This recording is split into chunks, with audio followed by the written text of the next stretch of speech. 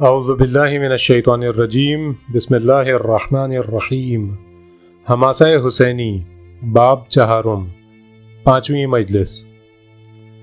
علماء اسلام کے نقطہ نظر سے امر بالمعروف و نہی عن المنکر کی اہمیت۔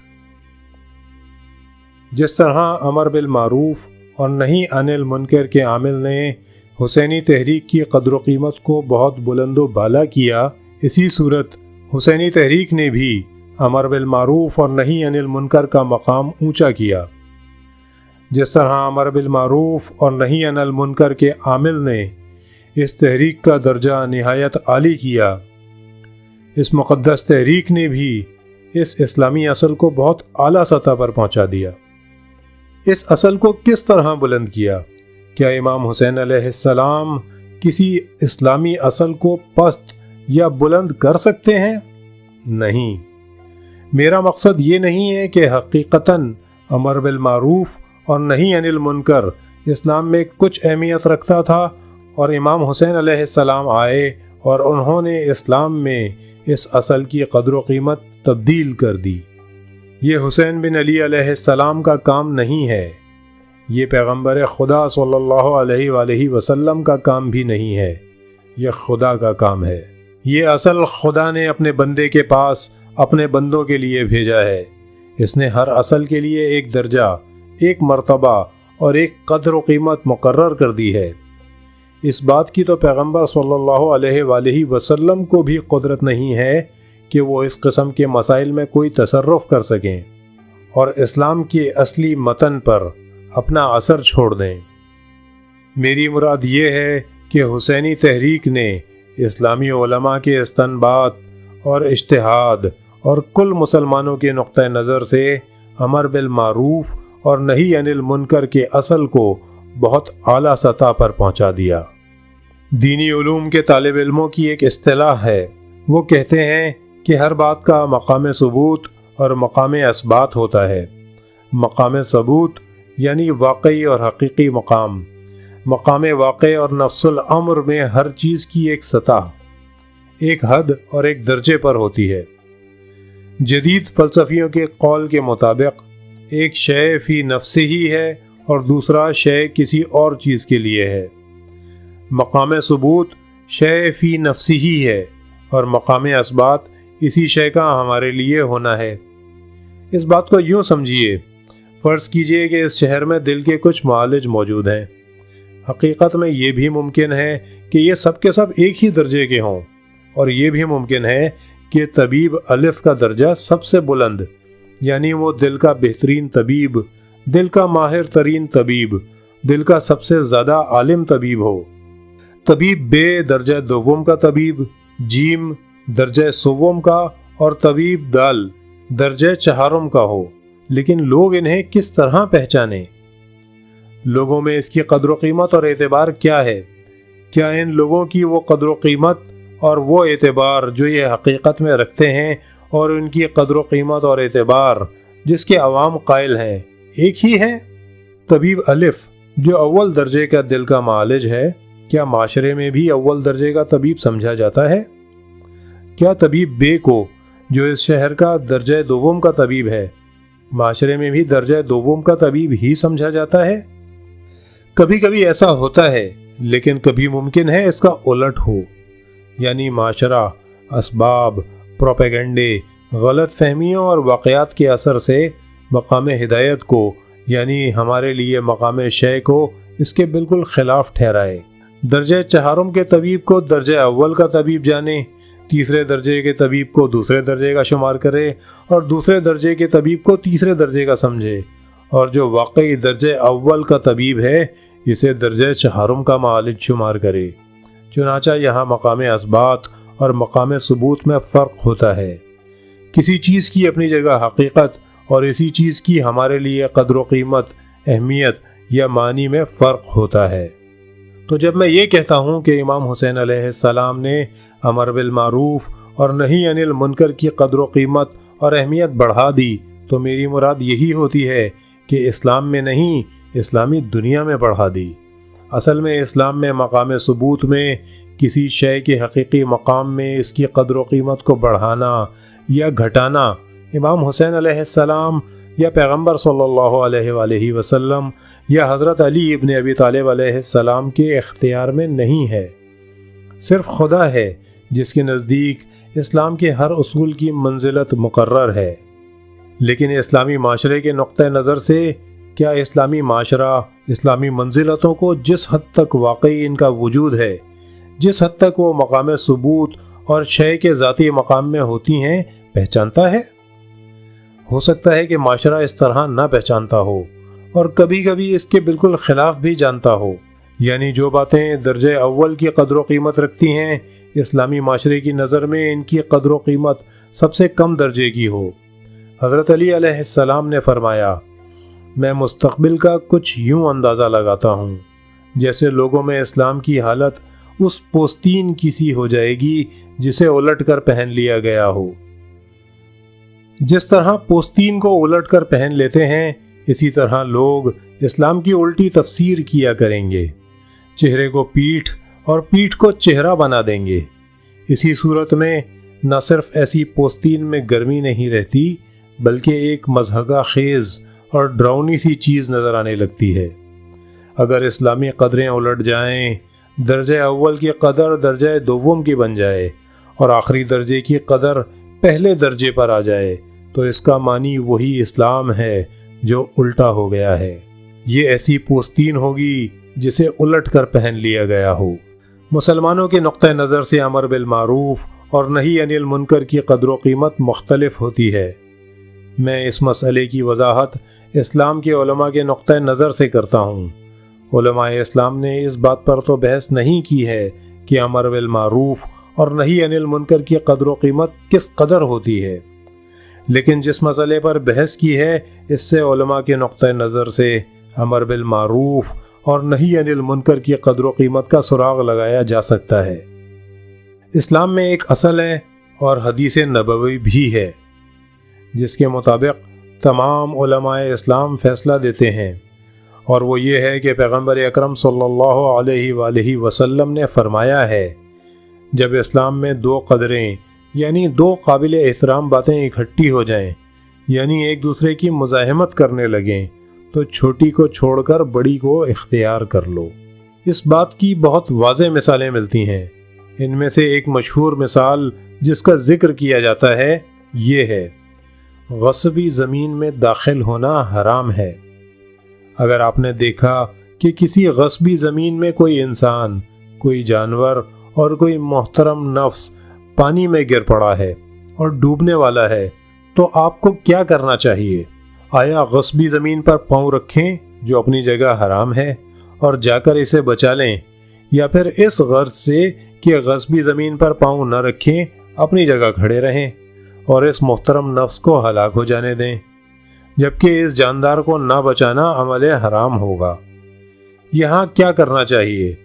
دو حرمتیں ہیں، ایک مال کی حرمت جو قوانین مالی کے مطابق محفوظ رہے، لوگوں کے شرعاً جائز مال کا احترام برقرار رہنا چاہیے، اس مقام کے مالک کی رضامندی کے بغیر وہاں نہیں جانا چاہیے۔ دوسرا، نفس اور جان کا احترام۔ مال کی حرمت جان کی حرمت کے برابر نہیں ہو سکتی۔ اگر آپ کے لیے یہ ضروری ہو کہ ان دو حرام چیزوں میں سے ایک کو دوسرے پر قربان کر دیا جائے تو جان پر مال کو قربان کر دیجیے۔ ایسے میں اگر آپ غصبی زمین میں داخل ہوں گے تو نہ صرف آپ گناہ کے مرتکب نہیں ہوں گے بلکہ ثواب کے مرتکب ہوں گے، کیونکہ آپ نے اطاعت کی ہے۔ امر بالمعروف اور نہی عن المنکر کے متعلق یہ مسئلہ اٹھتا ہے کہ اس کی حد کہاں ہے؟ امر بالمعروف کی حد کہاں ہے؟ میں اور آپ اگر امر بالمعروف اور نہی عن المنکر کریں تو کہاں تک آگے جائیں گے؟ ایک وقت ایسا ہوتا ہے کہ ہم امر بالمعروف اور نہی عن المنکر کرتے ہیں اور ہم کو کسی قسم کا کوئی خطرہ یا نقصان درپیش نہیں ہوتا۔ اگر ہم نہ کریں تو محض سستی اور کاہلی ہوگی۔ ہم بغیر کوئی خطرہ مول لیے حقیقت بیان کر دیتے ہیں، ہم نہی عن المنکر کر دیتے ہیں، لیکن ہماری جان، مال، آبرو کو کوئی خطرہ لاحق نہیں ہوتا، کوئی گزن نہیں پہنچتی۔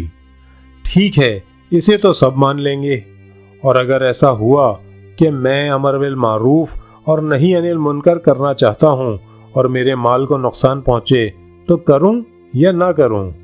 اور اگر امر بالمعروف اور نہی انل منکر کرتا ہوں تو میری حیثیت اور آبرو کو نقصان پہنچتا ہے، مجھے برا بھلا کہتے ہیں، مجھ پر لاٹھیاں برساتے ہیں، میری آبرو ریزی کرتے ہیں، مجھ پر اتہامات لگاتے ہیں، کروں یا نہ کروں؟ اگر امر بالمعروف اور نہی انل منکر کرتا ہوں تو میری جان خطرے میں پڑ جاتی ہے، میں مارا جاتا ہوں، کروں یا نہ کروں؟ اگر امر بالمعروف اور نہی انل منکر کرتا ہوں اپنی جان کے علاوہ عزیزوں کی جان کو بھی خطرہ لاحق ہو جاتا ہے، میرا خاندان قید ہو جاتا ہے، کروں یا نہ کروں؟ یہاں ممکن ہے کوئی یہ کہے کہ بعض علماء اسلام نے کہا ہے کہ امر بالمعروف اور نہی انل منکر کی حد وہاں تک ہے جہاں تک کام سے کوئی خطرہ درپیش نہ ہو، کام کو کوئی نقصان نہ پہنچے، آپ کی جان، آبرو اور مال کو بھی کوئی صدمہ نہ پہنچے، آپ کے جسم پر کوئی آفت نہ آئے۔ حقیقت میں ان لوگوں نے امر بالمعروف اور نہی انل منکر کی قدر و قیمت گرا دی ہے۔ انہوں نے کہا ہے کہ امر بالمعروف اور نہی انل منکر اس حد تک کرنا چاہیے کہ آپ کی آبرو کو کوئی خطرہ نہ ہو، یعنی اگر آبرو پر بن جائے اور امر بالمعروف اور نہی انل منکر کا وہاں بھی دخل ہو تو امر بالمعروف اور نہی انل منکر کو چھوڑ دو اور آبرو بچا لو۔ میں مانتا ہوں کہ اسلام میں آبرو محترم ہوتی ہے، اس میں کوئی شبہ نہیں ہے کہ مومن کی آبرو اور جسم کا احترام ہونا چاہیے۔ آپ کو یہ حق نہیں پہنچتا کہ آپ بے سبب اپنے جسم پر ایک چھوٹا سا زخم بھی لگا لیں، آپ کو اس کا حق نہیں ہے کہ آپ اپنے بدن پر بلا سبب دیت وارد کر لیں، نہ کہ ایسا کام کریں جس سے آپ کی جان خطرے میں پڑ جائے۔ اس میں کوئی شک نہیں ہے کہ انسان کو بلا وجہ اپنی جان کو خطرے میں نہیں ڈالنا چاہیے۔ قرآن کہتا ہے اگر آپ چاہیں کہ چھت سے کود پڑیں، چاہے قرض کے فشار میں ہی کیوں نہ ہوں یا محبت میں ہار گئے ہوں، چاہے آپ کے نزدیک دنیا اور ما فیہا کی کوئی قدر و قیمت ہی نہ ہو یا زندگی تاریک ہو، یہ عمل جائز نہیں ہے۔ یہ بالکل ایسے ہی ہے جیسے انسان نے دوسرے کو قتل کر دیا ہو، اور قرآن کریم قتل عمد کے بارے میں صاف صاف کہتا ہے جو شخص نفس محترم کو مار ڈالتا ہے، خواہ اپنا نفس ہو یا غیر کا، اس کی سزا جہنم ہے، خالدن فیہا، وہ ہمیشہ ہمیشہ اسی جہنم میں رہے گا۔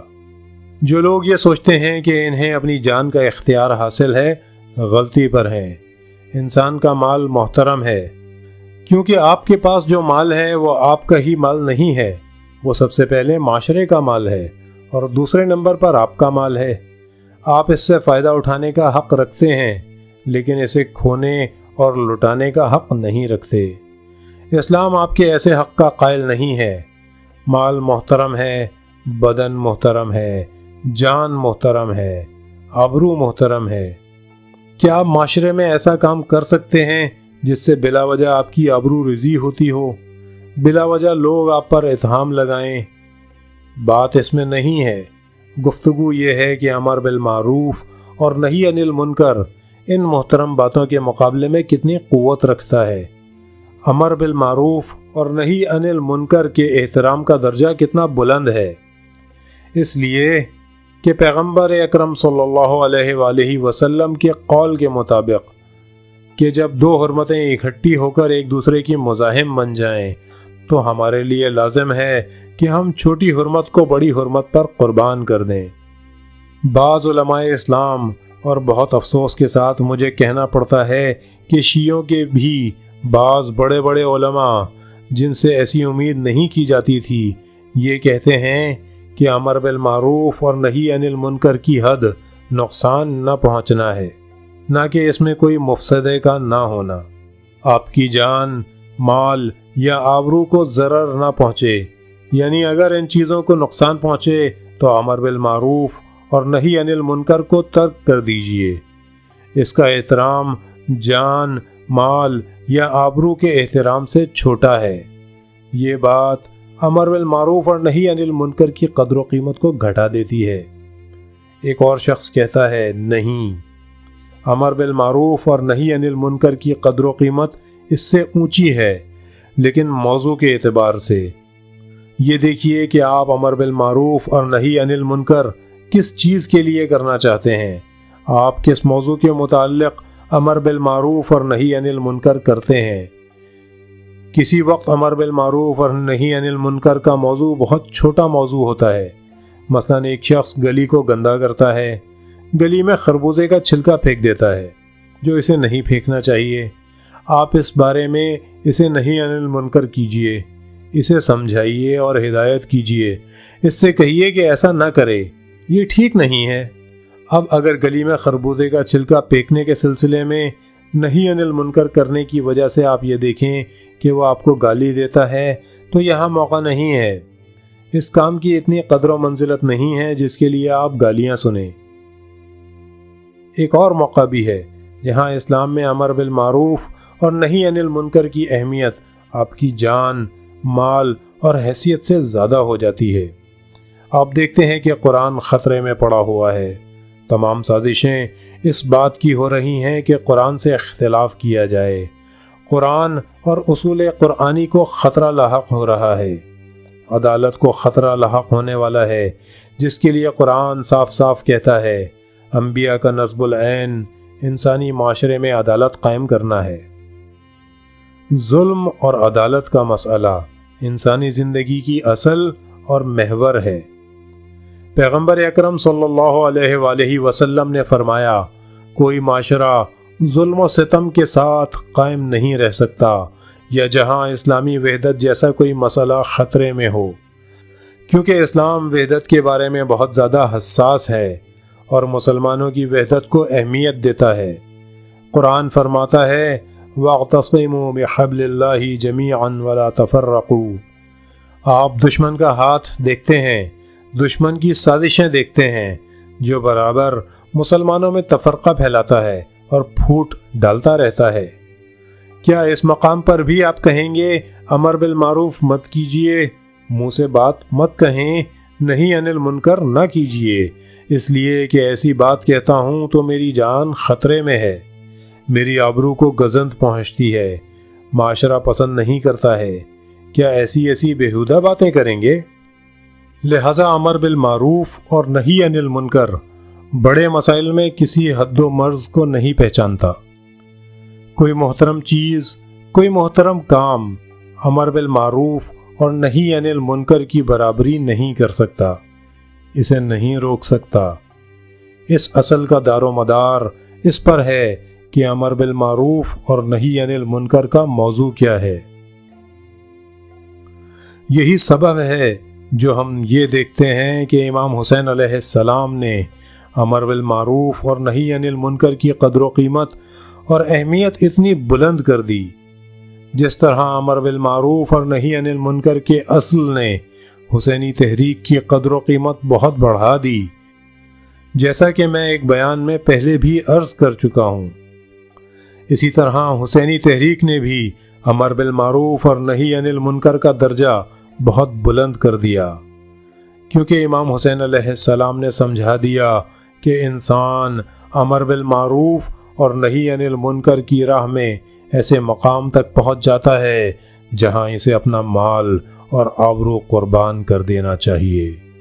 لوگوں کی ملامت اسی طرح سننا چاہیے جس طرح امام حسین علیہ السلام نے سنی، کیونکہ کوئی ایک شخص بھی حسینی تحریک کی تائید نہیں کر رہا تھا۔ اس میں شک نہیں کہ لوگ جس طرح سوچتے تھے درست ہی سوچتے تھے، لیکن جس سطح پر امام حسین علیہ السلام سوچ رہے تھے وہ ان کی فکر کی سطح سے بہت بلند تھی۔ وہ اس طرح سوچتے تھے کہ اگر یہ سفر سرداری حاصل کرنے کے لیے ہے تو اس کا انجام اچھا نہیں ہے، اور لوگ سچ ہی کہتے تھے۔ خود امام حسین علیہ السلام نے بھی جب عاشور کے دن حالات کو اپنی آنکھوں سے دیکھ لیا تو فرمایا، مرحبا ابن عباس پر جو حوادث کو باریک پردے میں سے دیکھ لیتا ہے۔ انہوں نے آج کے تمام حالات، کوفیوں کے اطوار اور میرے اہل بیت علیہ السلام کی حالت مجھ سے مدینہ میں ہی بیان کر دی تھی کہ اگر آپ کوفے جائیں گے تو مجھے یقین ہے کہ کوفی بدعہدی کریں گے۔ بہت سے دوسرے لوگ بھی یہی کہتے تھے۔ کچھ لوگوں کو جواب دینے کے بجائے خاموش ہو جاتے تھے۔ ان میں سے ایک کے جواب میں آپ علیہ السلام نے فرمایا، جو بات تم کہہ رہے ہو مجھ سے ڈھکی چھپی نہیں ہے، میں خود بھی جانتا ہوں۔ امام حسین علیہ السلام نے ایسے واقعات میں یہ ثابت کر دیا کہ امر بالمعروف اور نہی عن المنکر کے لیے اسلامی اصل کی خاطر جان قربان کی جا سکتی ہے، عزیز قربان کیے جا سکتے ہیں، مال اور دولت لٹائی جا سکتی ہے، لوگوں کے طعنے سنے اور سہے جا سکتے ہیں۔ کیا دنیا میں کوئی شخص امام حسین بن علی علیہ السلام کے برابر امر بالمعروف اور نہی عن المنکر کے اصل کی قیمت ادا کر سکا ہے؟ حسینی تحریک کا مطلب یہ ہے کہ امر بالمعروف اور نہی عن المنکر اس قدر بلند ہے کہ اس کی راہ میں اس حد تک فداکاری کی جا سکتی ہے۔ حسینی تحریک کے پیش نظر اب اس بات کی کوئی گنجائش نہیں رہتی کہ امر بالمعروف اور نہی عن المنکر کی کوئی حد ہوتی ہے، ہرگز نہیں۔ یہ اصل حد تسلیم نہیں کرتا، البتہ فتنہ و فساد کو پہچانتا ہے۔ اس کا کیا مطلب ہے؟ یعنی جو لوگ کہتے ہیں کہ امر بالمعروف اور نہی عن المنکر کی شرط عدم فتنہ فساد کا نہ ہونا ہے، وہ ٹھیک کہتے ہیں۔ اس لحاظ سے ٹھیک کہتے ہیں کہ ممکن ہے میں کبھی امر بالمعروف اور نہی عن المنکر کروں اور اسلام کی خدمت بجا لانا چاہوں، لیکن یہی اسلام کے لیے ایک دوسرا ہی فتنہ کھڑا کر دیتا ہے جو میری اس خدمت سے کہیں زیادہ بڑا اور زیادہ ضرر رساں ہے۔ بہت سے لوگ نہی عن المنکر کرتے ہیں، لیکن اس سے نہ صرف یہ کہ انہیں کوئی نتیجہ حاصل نہیں ہوتا، بلکہ وہ جس کو نہی عن المنکر کرتے ہیں اس شخص کو دین سے ہی بالکل الگ کر دیتے ہیں۔ میں فتنے کی ترتیب کا مسئلہ تو قبول کرتا ہوں، لیکن نقصان کا مسئلہ، وہ بھی شخصی اور ذاتی نقصان کا مسئلہ، ان معنوں میں قبول نہیں کرتا کہ امر بالمعروف اور نہی عن المنکر کی حد ذاتی یا شخصی نقصان ہے، چاہے اس کا کوئی اور موضوع ہو، چاہے جس موضوع کے بارے میں ہو۔ اس کی دلیل یہ ہے کہ یہ بات امام حسین علیہ السلام نے بھی قبول نہیں کی، اور دوسری دلیلوں کی روح سے بھی جن پر بحث کا اس وقت موقع نہیں ہے۔ امام حسین علیہ السلام نے اس اصل کو اپنایا اور ثابت بھی کر دیا کہ میں نے اس دلیل سے قیام کیا ہے، یا کم از کم وہ ایک سبب یا عنصر جس نے مجھے اس تحریک پر آمادہ کر دیا ہے یہی ہے۔ آپ علیہ السلام معاویہ کے زمانے میں ایسی علامتوں اور قرینوں کا اظہار کر رہے تھے جن سے معلوم ہوتا تھا کہ آپ اپنے آپ کو قیام کے لیے آمادہ کر رہے ہیں۔ آپ علیہ السلام نے پیغمبر صلی اللہ علیہ وآلہ وسلم کے صحابہ کو منی میں جمع کر کے ان سے گفتگو کی، ان پر واضح کر دیا، ان کے سامنے حقائق بیان کیے، حالات کی خرابیاں ان کے سامنے ظاہر کر دیں، اور فرمایا کہ آپ لوگوں کی یہ ذمہ داری ہے۔ تحف العقول کی وہ مشہور حدیث جو بہت مفصل اور اعلیٰ ہے، یہ واقعہ پورے طور پر بتاتی ہے اور یہ بھی نشاندہی کرتی ہے کہ امام حسین علیہ السلام کس طرح سوچ رہے تھے۔ امام علیہ السلام معاویہ کی عمر کے آخری حصے میں بھی اسے ایک خط لکھتے ہیں اور اسے ملامت کرتے ہیں اور فرماتے ہیں، اے معاویہ ابن ابو سفیان، خدا کی قسم، اس وجہ سے کہ میں ابھی تجھ سے جنگ نہیں کر رہا ہوں، ڈرتا ہوں کہ خدا کی بارگاہ میں کوتاہی کر رہا ہوں۔ یہ خیال نہ کرنا کہ حسین آج خاموش ہے تو قیام پر آمادہ نہیں ہے۔ میں مناسب وقت کا منتظر ہوں تاکہ میرا قیام مؤثر ہو اور مجھے اس ہدف کی راہ میں جس کے لیے کوشاں ہوں ایک قدم آگے لے جائے۔ آپ علیہ السلام جس دن مکہ سے نکلتے ہیں ایک وصیت نامہ محمد ابن حنفیہ کو لکھتے ہیں اور اپنی بات صاف صاف بیان کرتے ہیں، انی ما خرجت اشرا ولا بطرا ولا مفسدا ولا ظالما وانما خرجت لطلب الاصلاح في امتی جدی اریدو ان آمر بالمعروف وانہا عن المنکر۔ راستے میں امام حسین علیہ السلام کتنے ہی موقعوں پر اس اصل سے اپنی وابستگی ظاہر کرتے ہیں، اور ان موقعوں پر خصوصیت سے اصل دعوت اور بیعت کا ذکر نہیں کرتے۔ عجیب بات یہ ہے کہ راستے میں جتنے زیادہ وحشت ناک واقعات کا علم ہوتا تھا اور کوفہ سے جتنی زیادہ مایوس کن خبریں پہنچتی تھیں، امام حسین علیہ السلام کی ہر تقریر پچھلی تقریر سے زیادہ اندوہناک ہوتی جاتی تھی۔ چنانچہ مسلم بن عقیل کی شہادت کی خبر پہنچنے کے بعد آپ یہ مشہور تقریر کر رہے تھے۔ یہ اپنے پدر بزرگوار کے کلمات کا اقتباس ہے۔ اس کے بعد فرماتے ہیں، کیا تم نہیں دیکھ رہے ہو کہ حق پر عمل نہیں ہو رہا ہے؟ کیا تم نہیں دیکھ رہے ہو کہ الہی قوانین پامال ہو رہے ہیں؟ کیا تم نہیں دیکھ رہے ہو کہ اس قدر خرابیاں پیدا ہو گئی ہیں اور کوئی منع نہیں کر رہا ہے اور کوئی بھی باز نہیں آ رہا ہے؟ ایسے حالات میں مومن کو جان پر کھیل جانا اور اللہ سے ملاقات کو مد نظر رکھنا چاہیے۔ ان حالات میں جان پر کھیل جانا چاہیے، یعنی امر بالمعروف اور نہی عن المنکر کی اتنی اہمیت اور قدر و قیمت ہے۔ اثناء سفر میں ایک تقریر میں حالات کی وضاحت کرنے کے بعد فرماتے ہیں، اے لوگوں، ان شرائط اور حالات میں مرنے کو ہی سعادت سمجھتا ہوں۔ میں مرنے کو خدا کی راہ میں شہادت جانتا ہوں۔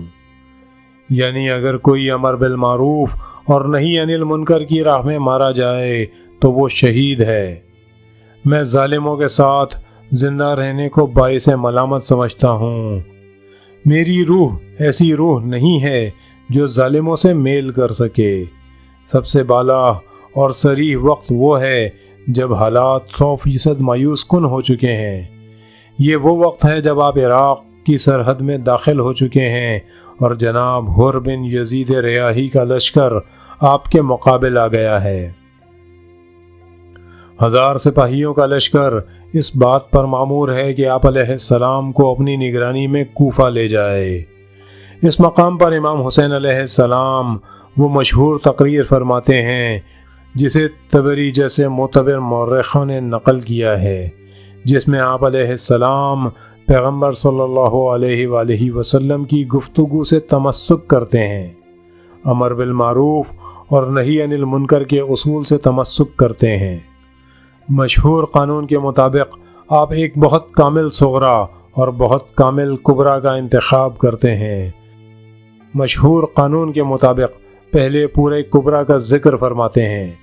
اے لوگوں، پیغمبر صلی اللہ علیہ وآلہ وسلم نے فرمایا ہے کہ جب کوئی کسی ظالم اور جائر کی حکومت کو دیکھتا ہے کہ وہ خدا کا قانون تبدیل کر رہی ہے، حلال کو حرام اور حرام کو حلال بنا رہی ہے، مسلمانوں کے بیت المال کو ذاتی پسند پر خرچ کر رہی ہے، الہی حدود توڑ رہی ہے، مسلمانوں کے خون کو محترم شمار نہیں کرتی، اور پھر ایسے حالات میں بھی وہ خاموش بیٹھا رہتا ہے، تو وہ اس بات کا سزاوار ہے کہ خدا ایسے خاموش رہنے والے انسان کو اس جائر اور جابر کی جگہ شمار کرے۔ اس کے بعد آپ علیہ السلام مطلب صغرا کا بیان فرماتے ہیں۔ یہ لوگ جو آج حکومت کر رہے ہیں ایسے ہی لوگ ہیں۔ کیا تم نہیں دیکھ رہے ہو کہ انہوں نے حرام کو حلال کر دیا ہے، حلال کو حرام کر دیا ہے؟ کیا انہوں نے الہی حدود کی خلاف ورزی نہیں کی ہے؟ قانون الہی کو تبدیل نہیں کر دیا ہے؟ مسلمانوں کا بیت المال اپنی ذاتی اختیار میں نہیں لے لیا ہے اور ذاتی مال کی طرح اپنی ذات کے لیے اسے خرچ نہیں کر رہے ہیں؟ اس لیے جو شخص ان حالات میں خاموش رہے گا وہ انہی لوگوں کی طرح شمار ہوگا۔ پھر آپ علیہ السلام نے اپنی ذات سے اس کی تطبیق فرمائی۔ اپنے نانا کے اس دستور پر عمل کرنے میں دوسرے تمام لوگوں سے زیادہ موزوں ہوں۔ جس وقت انسان امام حسین علیہ السلام کی یہ صفات اور خصوصیات پہچان جاتا ہے تو سمجھ لیتا ہے کہ ان کا نام ابد تک زندہ رہنا حق اور سزاوار ہے، چونکہ امام حسین علیہ السلام خود اپنی ملکیت نہیں تھے، خود اپنی ذات کے مالک نہیں تھے۔ انہوں نے خود کو انسان پر فدا کر دیا، انسانی معاشرے پر قربان کر دیا، انسان کے تقدس پر، خدا پر قربان کر دیا۔ اسی سبب تمام لوگ انہیں دوست رکھتے ہیں، چاہتے ہیں، پسند کرتے ہیں۔ جس وقت انسان دوسرے شخص کو دیکھتا ہے اس میں کوئی بات موجود نہیں ہے، جو کچھ ہے شرافت اور انسانیت ہے، تو وہ اسے اپنے آپ سے متحد اور ایک سمجھ لیتا ہے۔ امام حسین علیہ السلام سے ملنے کے بعد جناب حر چاہتے تھے کہ آپ علیہ السلام کو کوفہ لے جائیں، لیکن امام علیہ السلام نے منع کر دیا۔ امام علیہ السلام اپنے آپ کو ذلیل کرنے کے لیے تیار نہیں تھے، کیونکہ وہ چاہتا تھا کہ آپ کو اپنی نگرانی میں لے جائے۔ آپ علیہ السلام نے فرمایا میں ہرگز نہیں جاؤں گا۔ آخر کار بات چیت کے بعد یہ طے پایا کہ ایسا راستہ اختیار کیا جائے جو نہ کوفے جاتا ہو نہ مدینہ پہنچتا ہو، یعنی مغرب کی سمت اختیار کی، جو چلتے چلتے زمین کربلا پر ختم ہوا۔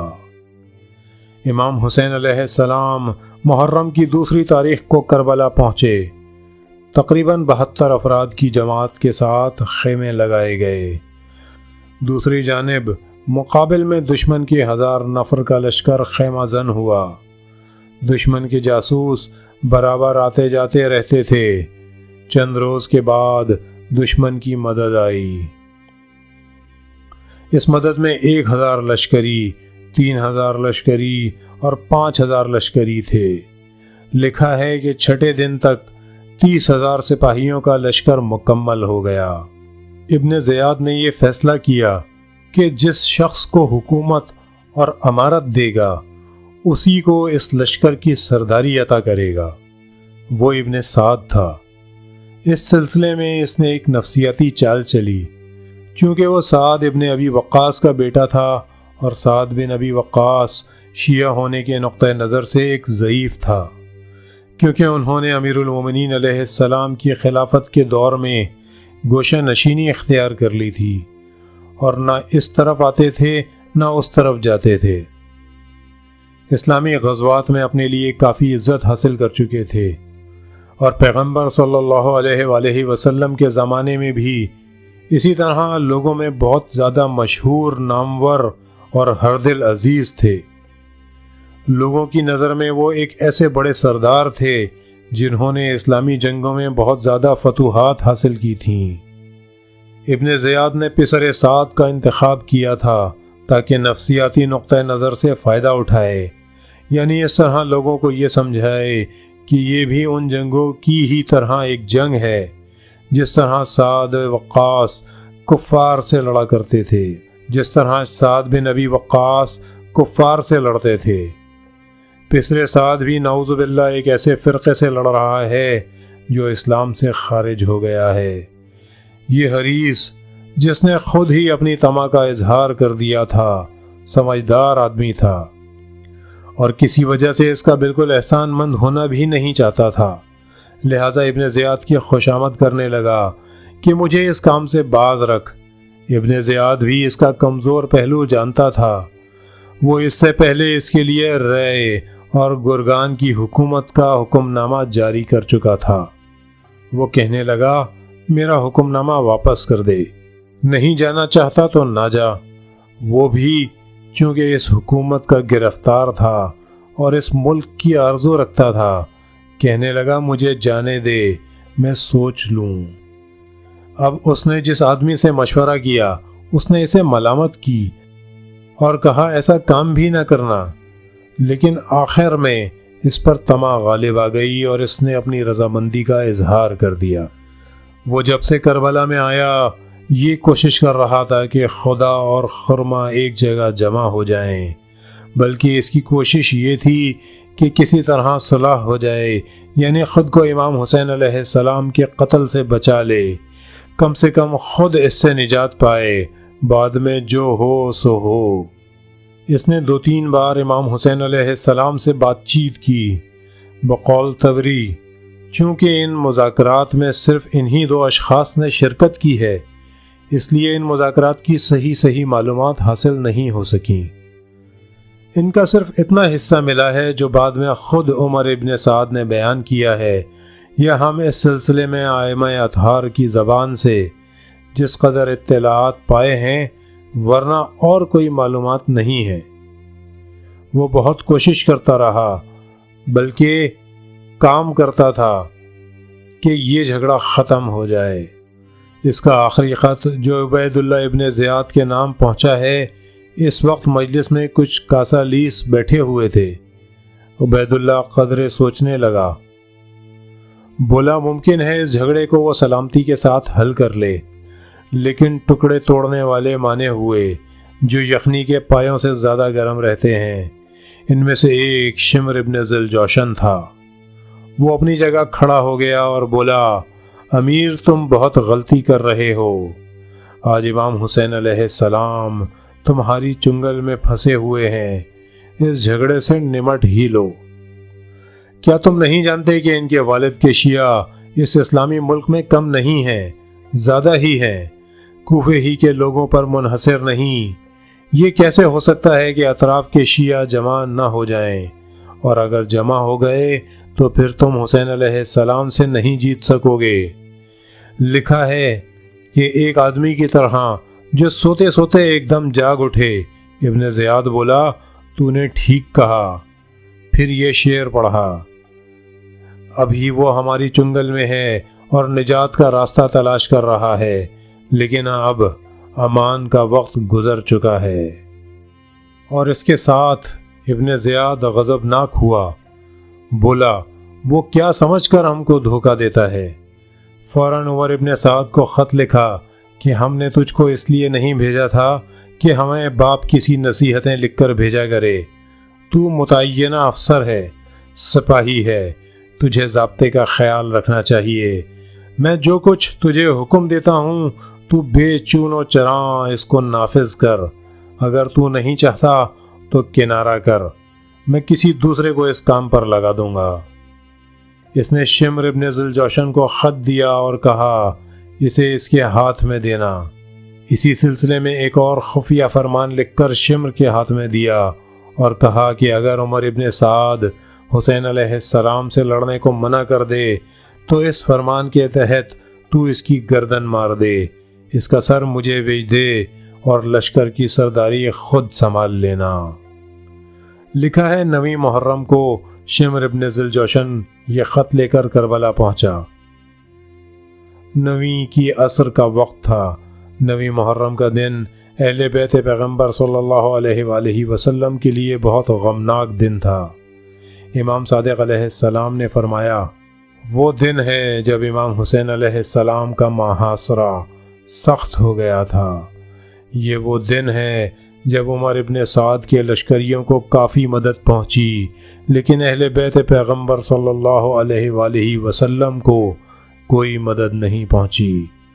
تاسوعہ 9 محرم کی عصر کے وقت یہ ازلی اور ابدی لعین کربلا پہنچتا ہے۔ پہلے وہ کھلا ہوا خط عمر ابن سعد کو دیتا ہے، امید کرتا ہے کہ وہ کہے نہیں، میں امام حسین علیہ السلام سے جنگ نہیں کروں گا، تاکہ دوسرے حکم نامے کی روح سے عمر ابن سعد کو قتل کر دے اور خود لشکر کا سردار بن جائے۔ لیکن اس کی امید کے خلاف عمر ابن سعد نے اس پر نگاہ ڈالی اور کہنے لگا، میرا اندازہ یہ ہے کہ میرے خط کا ابن زیاد پر اثر ہوا تھا، لیکن تو موجود تھا اور تو مانے ہوا۔ اس نے کہا، اب جو کچھ ارادہ ہے بتا، جنگ کرتا ہے یا کنارہ؟ اس نے جواب دیا، نہیں، خدا کی قسم میں اس طرح لڑوں گا کہ سر اور ہاتھ کٹ کٹ کر آسمان کی جانب اڑیں گے۔ اس نے پوچھا، میرا فرض کیا ہے؟ عمر ابن سعد جانتا تھا یہ بھی عبید اللہ ابن زیاد سے زیادہ قربت رکھتا ہے۔ دونوں کی قسم ایک ہی ہے، جو زیادہ شقی اور قسی القلب ہوتے ہیں وہ ایک دوسرے سے زیادہ قریب ہوتے ہیں۔ اس سے کہنے لگا، تو بھی پیادوں کی کمان سنبھال لے۔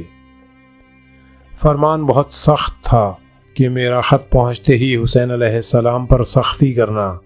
حسین علیہ السلام ان دو باتوں میں سے ایک بات کو قبول کر سکتے ہیں، غیر مشروط اطاعت یا لڑائی اور قتل، تیسری بات نہیں ہے۔ لکھا ہے 9 محرم کا آفتاب غروب ہونے والا ہے۔ حسین بن علی علیہ السلام ایک خیمے کے باہر اس طرح بیٹھے ہیں، زانوؤں پر ہاتھ اور سر رکھے ہیں، نیند سی آ گئی ہے۔ جب عمر ابن سعد نے فرمان پڑھ دیا، سخت گیر ہو گیا تو آواز دی، اے لشکر خدا سوار ہو جاؤ، میں تم کو بہشت کی بشارت دیتا ہوں۔ لکھا ہے کہ یہ 30,000 کا لشکر جو حسین علیہ السلام کے خیموں کو چاروں طرف سے گھیرے ہوئے تھا، ایسے سمندر کی طرح جس میں طوفان آ جاتا ہے، یک جوش و خروش اور حرکت میں آ گیا اور اس نے طوفان برپا کر دیا۔ یک گھوڑوں اور آدمیوں کے شور، آوازوں اور ہتھیاروں کی جھنکار سے صحرا گونج اٹھا۔ جناب زہرا سلام اللہ علیہا ایک خیمے میں تشریف رکھتی ہیں، امام زین العابدین علیہ السلام کی تیمارداری کر رہی ہیں۔ باہر کی آوازیں سنی تو فوراً باہر نکلیں، دیکھا دشمن کا لشکر حصار تنگ کرتا جا رہا ہے۔ آئیں، امام حسین علیہ السلام کے کاندھے پر ہاتھ رکھا، بھیا اٹھیں، کیا آپ انہیں دیکھ رہے ہیں؟ کیا آپ انہیں سن رہے ہیں؟ دیکھیے تو کیا بات ہے۔ حسین علیہ السلام سر اٹھاتے ہیں، اس لشکر پر توجہ کیے بغیر فرماتے ہیں، میں نے ابھی خواب میں اپنے جد کو دیکھا، انہوں نے مجھے خوشخبری سنائی، فرماتے تھے میرے حسین تو بہت جلد مجھ سے ملنے والا ہے۔ خدا ہی جانتا ہے کہ اس بات سے جناب زینب سلام اللہ علیہا کے دل پر کیا گزری۔ شب عاشور ہے، یہ ایسی رات ہے کہ ہم اگر شہیدان کربلا کے حال پر اچھی طرح غور کریں تو ایک طرف اس حماسے کو دیکھتے ہیں جس سے ہماری روح میں ہیجان برپا ہو جاتا ہے، ہمارے دل دھڑکنے لگتے ہیں، دوسری طرف ہم غم میں ڈوب جاتے ہیں۔ اس بات کے دلائل موجود ہیں کہ شب عاشور جتنی سخت جناب زینب سلام اللہ علیہا پر گزری ہے، کسی پر نہیں گزری، اور پھر جس قدر سختی اس رات گزری ہے، اتنی کسی اور موقع پر نہیں گزری۔ اس لیے کہ عاشور کے دن گویا جناب زینب سلام اللہ علیہا کی روحانی حالت بہت قوی تھی اور واقعات کے ساتھ ساتھ زیادہ قوی اور توانا ہوتی گئی۔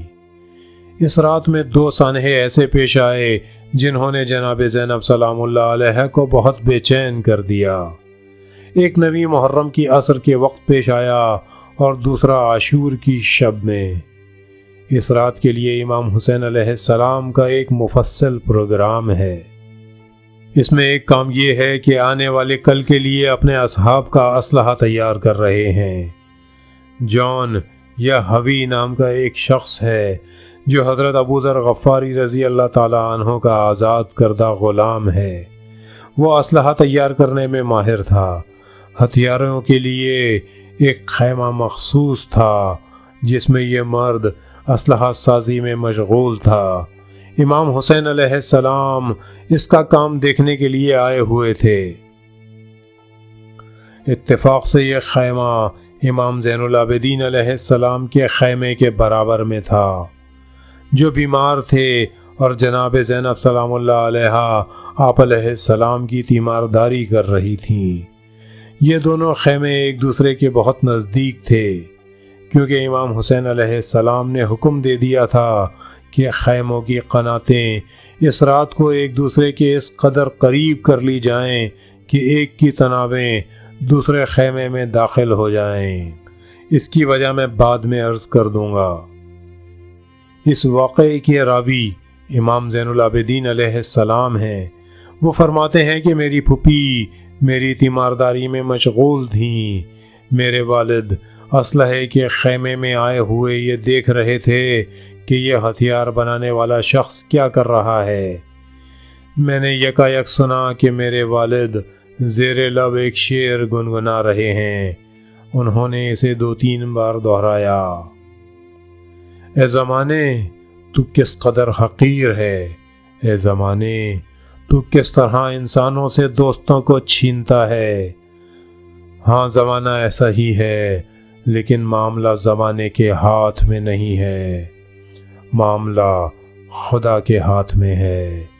ہم راضی برضائے الہی ہیں، ہم وہی چاہتے ہیں جو خدا ہمارے لیے چاہتا ہے۔ امام زین العابدین علیہ السلام فرماتے ہیں،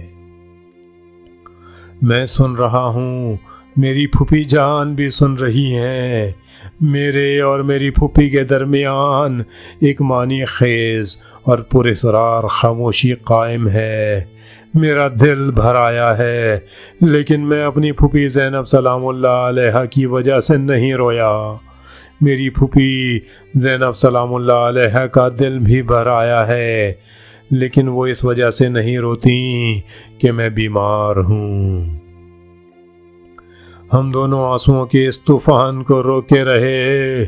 آخر پھوپھی جان زینب سلام اللہ علیہا سے ضبط جاتا رہا اور وہ زور زور سے رونے اور دہاڑے مارنے لگیں۔ کاش مجھے یہ دن دیکھنا نصیب نہ ہوتا، کاش دنیا اجڑ گئی ہوتی اور زینب یہ گھڑی نہ دیکھتی۔ اسی حالت میں امام حسین علیہ السلام کی خدمت میں جا پہنچی۔ امام حسین علیہ السلام بڑھ کر جناب زینب سلام اللہ علیہا کے سامنے آئے، ان کا سر دامن میں لیا اور انہیں نصیحت اور موعظت کرنے لگے۔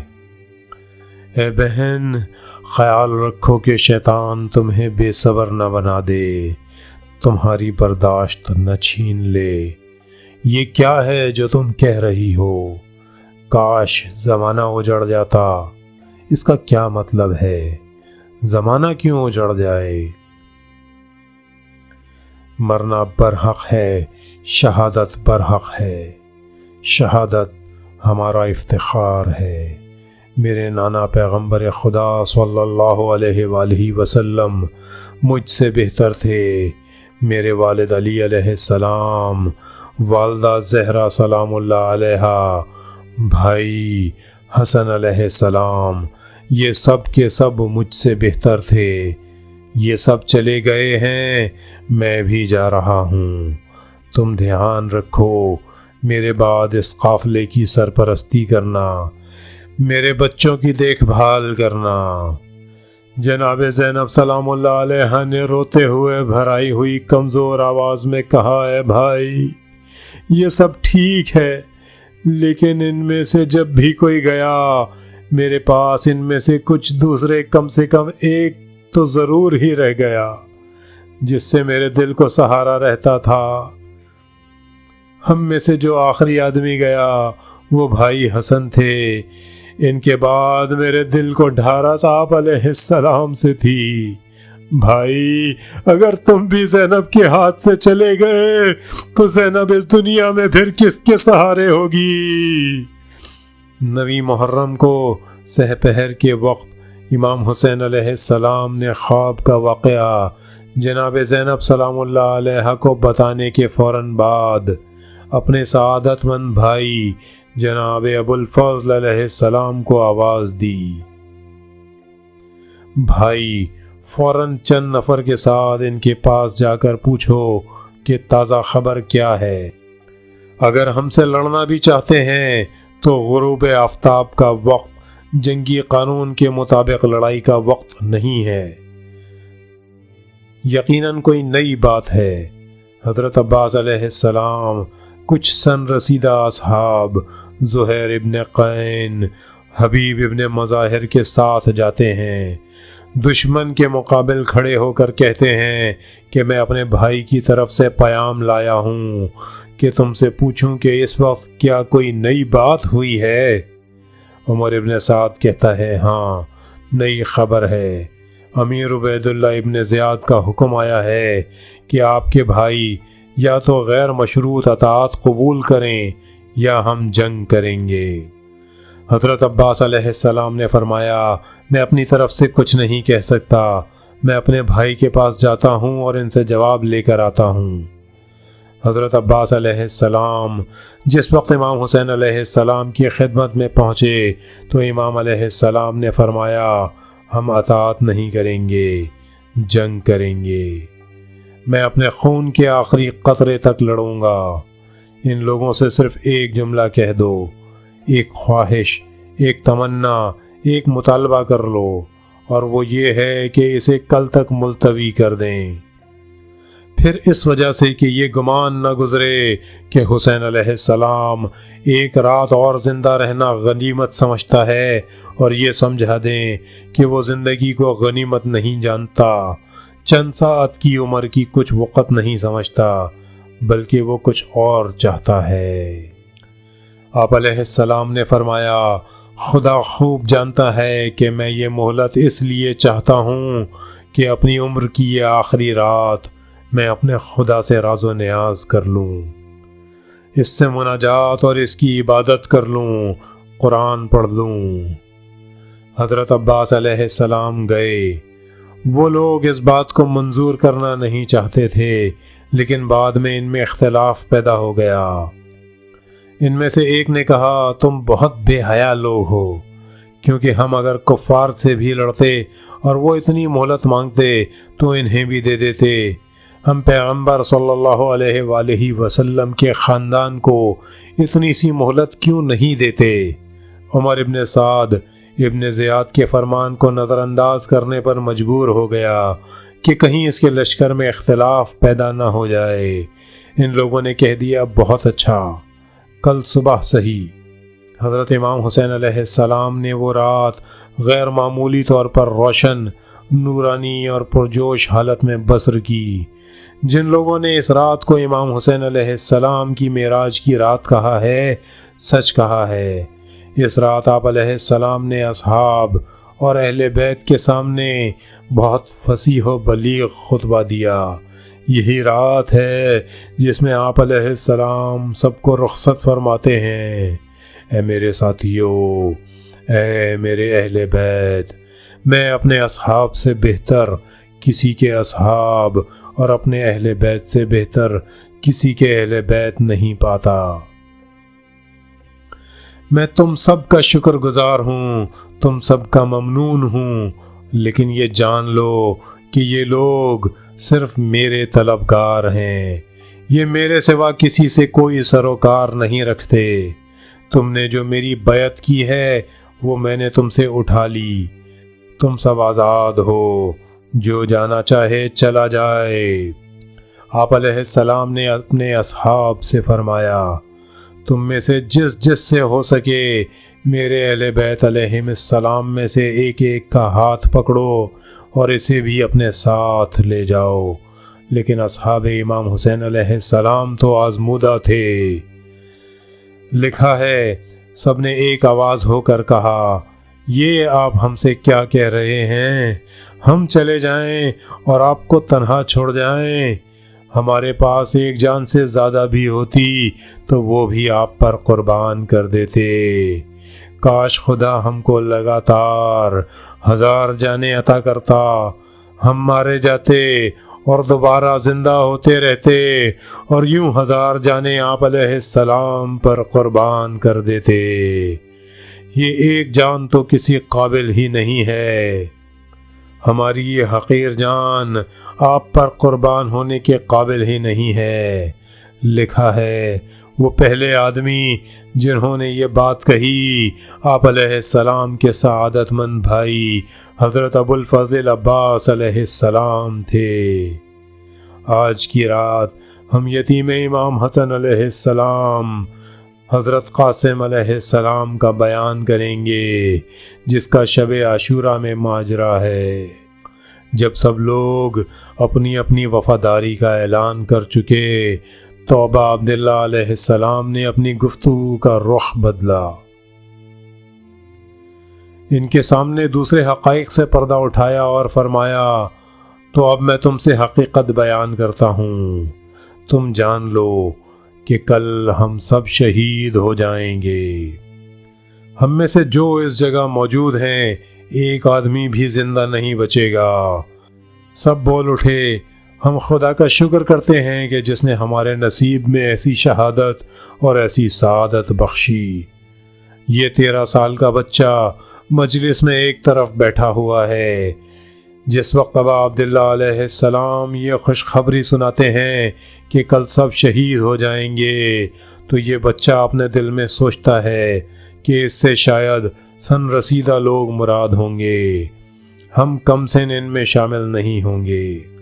13 سال کے بچے کو ایسا سوچنے کا حق ہے، مضطرب ہے، فکر مند ہے۔ ایک مرتبہ اس نے سر اٹھا کر عرض کیا، امو جان، کیا میں بھی کل قتل ہو جانے والوں میں سے ہوں یا نہیں؟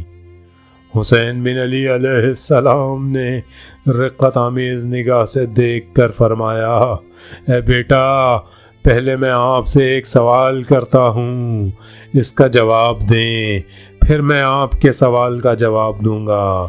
انہوں نے عرض کی، امو جان فرمائیے۔ آپ علیہ السلام نے فرمایا، تمہیں موت کا مزہ کیسا لگتا ہے؟ انہوں نے فوراً جواب دیا، ایسی موت مجھے شہد سے زیادہ میٹھی لگتی ہے، یعنی میں اس وجہ سے پوچھ رہا ہوں کہ شاید کل مجھے یہ سعادت حاصل نہ ہو۔ آپ علیہ السلام نے فرمایا، ہاں بیٹے، تم بھی کل شہید ہوگے، لیکن ایک بہت بڑی مصیبت اور بہت سخت مصیبت میں مبتلا ہونے کے بعد۔ لیکن امام حسین علیہ السلام نے اس کی وضاحت نہیں کی کہ یہ بلا کیا ہے۔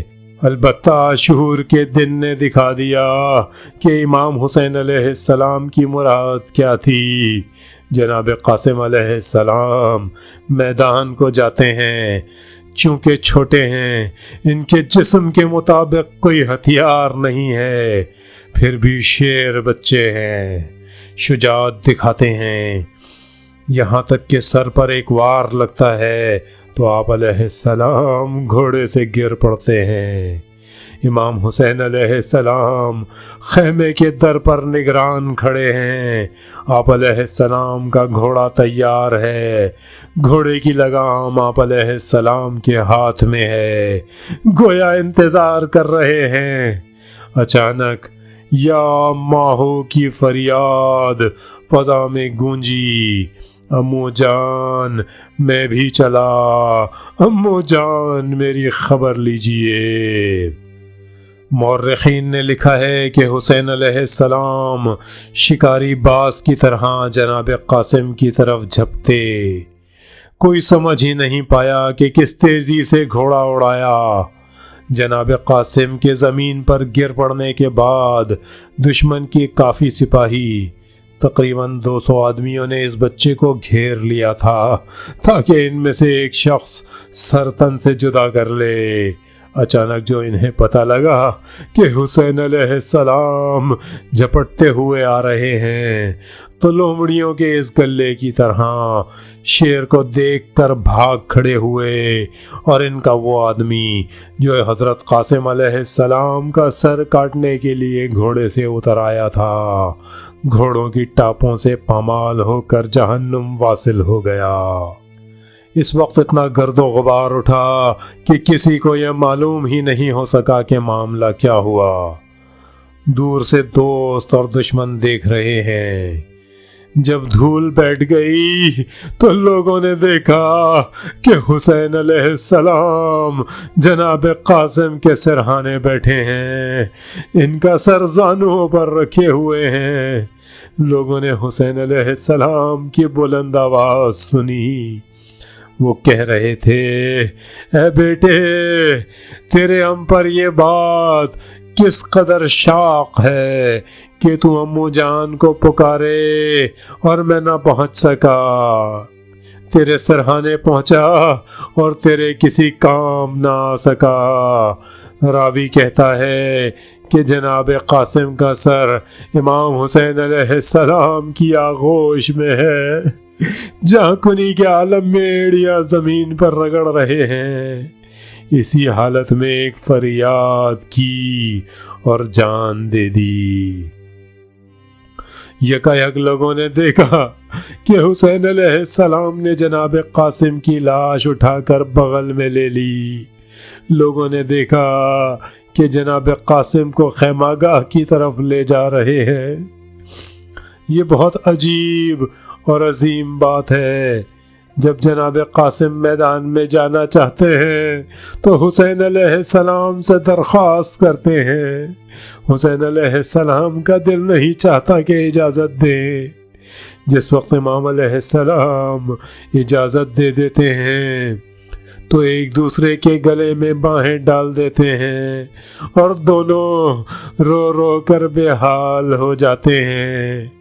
یہاں منظر بالکل الٹ گیا ہے، یعنی تھوڑی دیر پہلے حسین علیہ السلام اور جناب قاسم کو دیکھا تھا کہ ایک دوسرے کے گلے میں باہیں ڈالے ہوئے ہیں، لیکن اب جو دیکھتے ہیں تو حسین علیہ السلام جناب قاسم کو بغل میں لیے ہوئے ہیں، لیکن جناب قاسم کے ہاتھ نیچے لٹکے ہوئے ہیں، کیونکہ اب ان کے جسم میں جان نہیں ہے۔